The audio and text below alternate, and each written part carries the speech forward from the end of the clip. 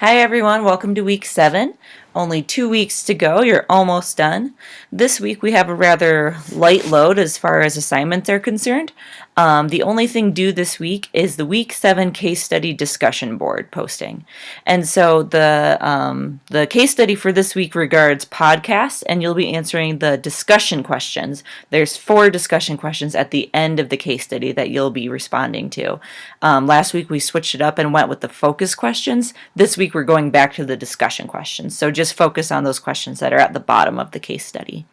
And that'll go just as it has been the past couple weeks. And so you guys are all on top of that, so you'll be good. Something else you can start to work on, which I would suggest getting a head start on, there's no reason not to, is your final paper. For our last week, we'll be working on the final paper as well as a final presentation. My suggestion would be to complete the final paper first, as the presentation is basically a presentation of your paper. So I'll go over it quickly because we'll talk more about it next week, but in case you want to get a head start, the basic idea is that you are teaching a technology-rich lesson to a group of students, and you have complete and full access to basically any technology equipment that you would want. You'll see in the case study itself, it gives you a relatively specific list of resources you'll have.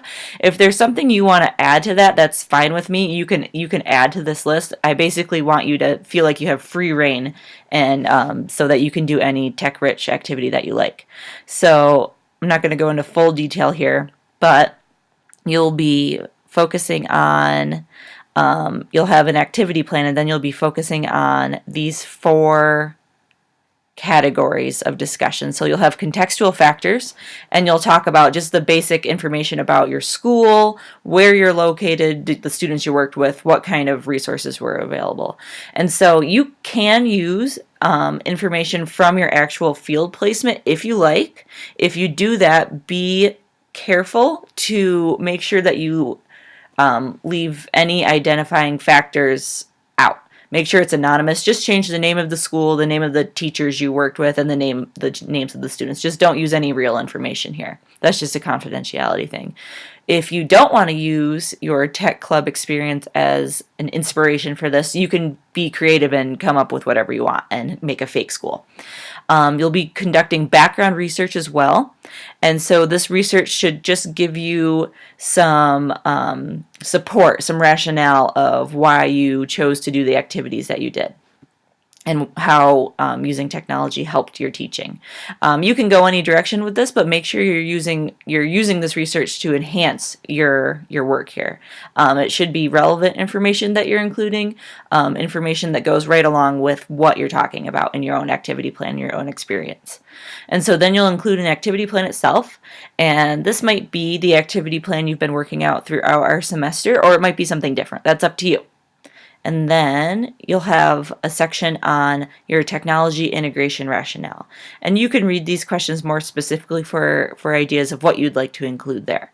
The paper itself should be no more than 4 pages, and so you'll need to be concise in your wording, and you may need to go back and edit after you're done writing. I know it's, for me personally, it's really easy to just ramble on, but the goal here is to be clear and concise.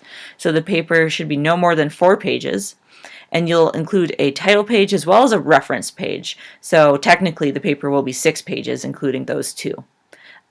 You should be using APA or MLA format, and I'm pretty strict about this, so make sure you don't forget that. Either one is fine, and you'll see more information here. Like I said, I'm not going to go over it in full detail, but I think it'd be great if you could get a head start on it, and then you won't have to cram both the paper as well as the presentation in the last week. We'll talk more about this paper next week, and we'll talk much more about the presentation next week as well, but you're more than welcome to get a head start on that as well.